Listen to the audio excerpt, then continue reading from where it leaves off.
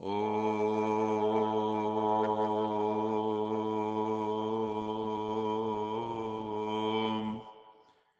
शांति। सत्यम शिवम सुंदरम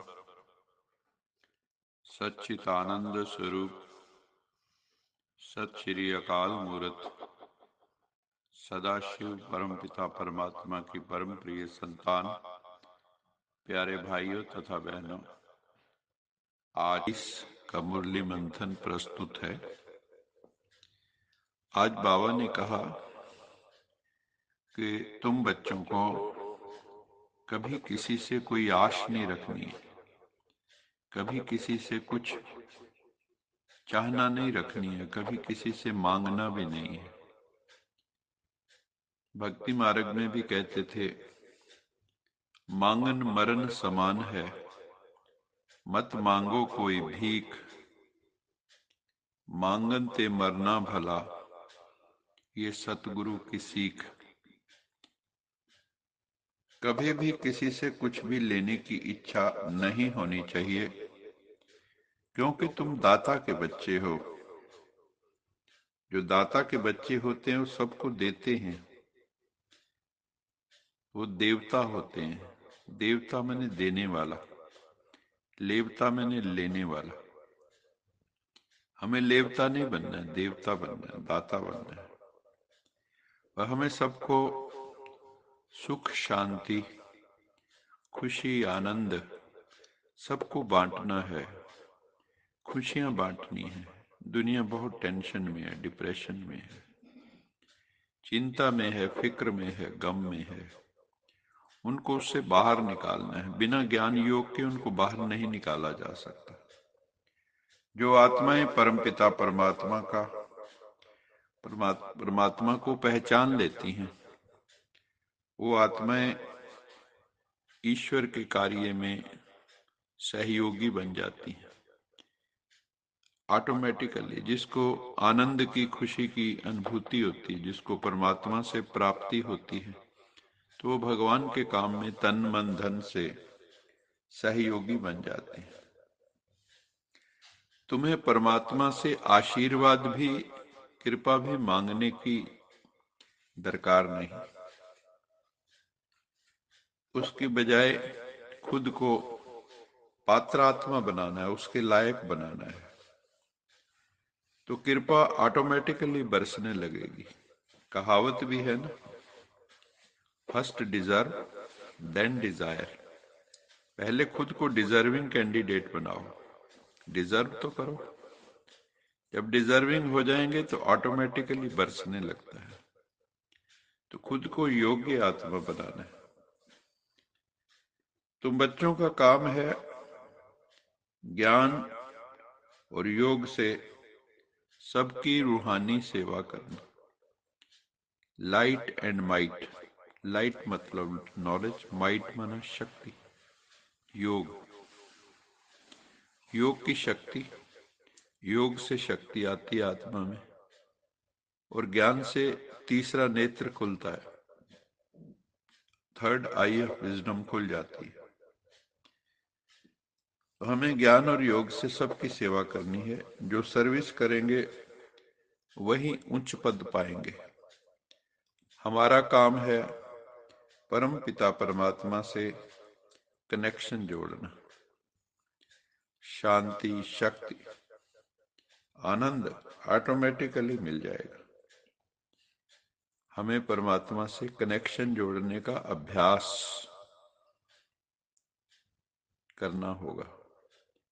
जितना हमारा कनेक्शन जुड़ जाएगा, उतना हमारा जो स्वभाव संस्कार है उसमें करेक्शन होती चली जाएगी, सुधरता चला जाएगा। तो बाबा कहते हैं, परम पिता परमात्मा की याद से तुम्हारे पाप भी कट जाएंगे। जो हमने गलतियां की, भूलें की, अपराध किए, उसको काटने का एक ही तरीका है, वो है परम पिता परमात्मा की याद। उसकी याद से ही हम संपूर्ण पवित्र आत्मा बन सकते। तुम बच्चों को शरीर में होते हुए भी अशरीरी बनने का अभ्यास करना है। Body less stage, incorporeal stage. जब हम परम धाम से इस सृष्टि रूपी रंगमंच पर आए तो ये शरीर लेकर नहीं आए थे। ये शरीर तो यहीं पे आके माता के गर्भ में धारण किया। तो पहले हम अशरीरी थे, बॉडीलेस थे। तो अभी भी बाबा कहते हैं तुम्हें अपने ओरिजिनल स्वरूप को याद करना है, जो आत्म स्वरूप। तो अशरीरी होने का अभ्यास करना है,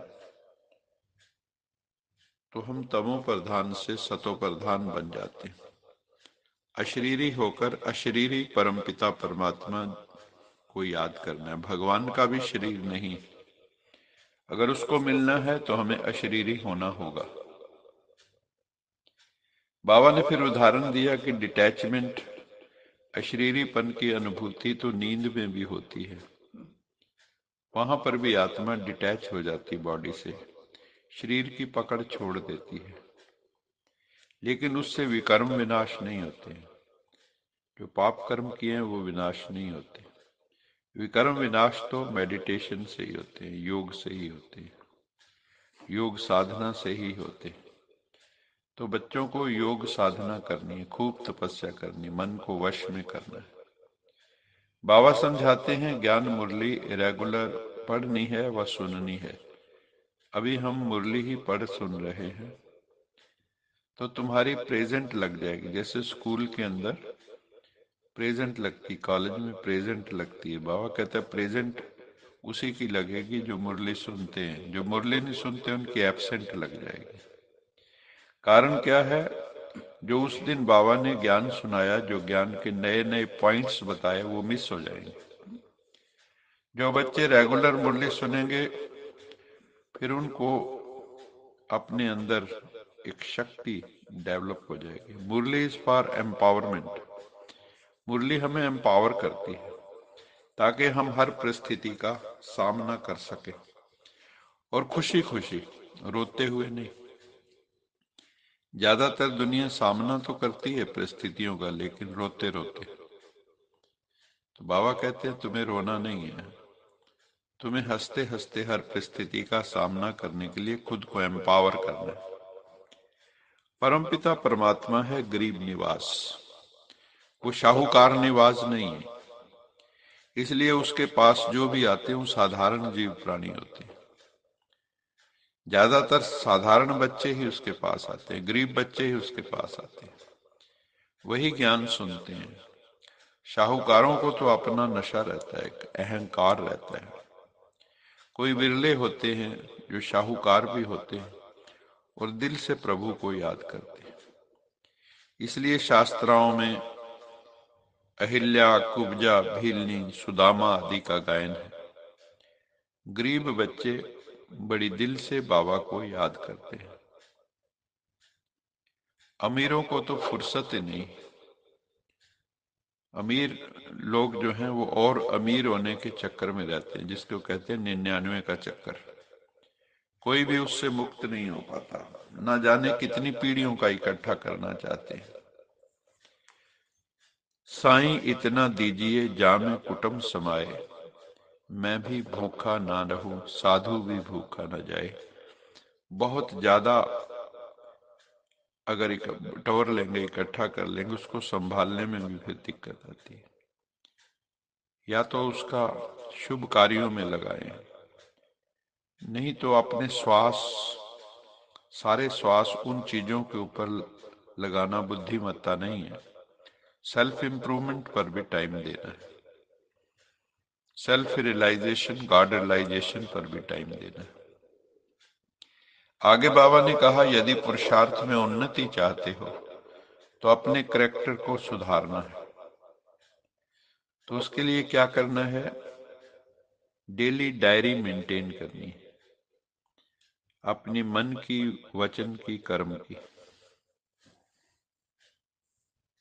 मेरे मन में क्या संकल्प आए सारा दिन, मेरी वाणी कैसी रही, किसी को मैंने कटु वचन तो नहीं बोले, मैंने मधुर वाणी का प्रयोग किया या बुरे वचनों का मेरे मुख से ज्ञान रतन निकले या पत्थर निकले, ये हमें चेक करना है। मेरे कर्म कैसे रहे, किसी को दुख तो नहीं दिया अपने कर्मों से।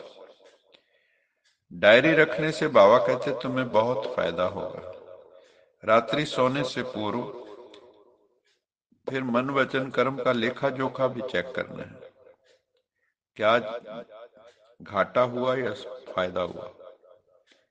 मन वचन कर्म में जब हम चेक करेंगे, अगर नेगेटिविटी होगी हर जगह तो घाटा पड़ेगा, अगर पॉजिटिव प्रोडक्टिव कंस्ट्रक्टिव होगा तो लाभ होगा।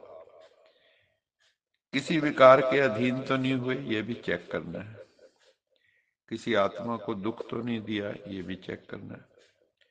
शिव बाबा तो हमारा टीचर है, उसका तो काम है हमें रूहानी पढ़ाई पढ़ाना, और हम बच्चों का काम है उस पढ़ाई को दिल से पढ़ना और उसको आत्मसात करना, उसको जीवन में धारण कर लेना। जैसे अन्न खाते हैं तो केवल खाना लक्ष्य नहीं है, उसको पचाना भी लक्ष्य, उसको डाइजेस्ट भी करना। ऐसे ज्ञान सिर्फ श्रवण करने की आदत नहीं डाल लेनी है कि मैंने मुरली सुन ली बस हो गया काम। मुरली में क्या कहा, हमारा उस दिन का एजेंडा होना चाहिए कि आज मुझे ऐसा करना है, अपने साथ सेल्फ कमिटमेंट होनी चाहिए। बाबा कहते हैं तुम बच्चों को खुद पर खुद ही कृपा करनी। जो खुद पर खुद ही कृपा करते हैं उन पर भगवान भी कृपा करते हैं, सारी दुनिया भी उस पर कृपा करने लगती। जहां पे कृपा राम की होई उन पे कृपा करे सब कोई। खुद पर खुद की कृपा जो करते हैं, God helps those who help themselves. अच्छा मीठे मीठे सिखिलद बच्चों प्रति याद प्यार, गुड मॉर्निंग। रूहानी बाप की रूहानी बच्चों को नमस्ते। हम रूहानी बच्चों की रूहानी मात पिता बाप दादा याद प्यार, गुड मॉर्निंग, गुड नाइट और नमस्ते। सदा रहो कहीं नहीं बन जाओ, बांध लो अपने, चलो प्रभु के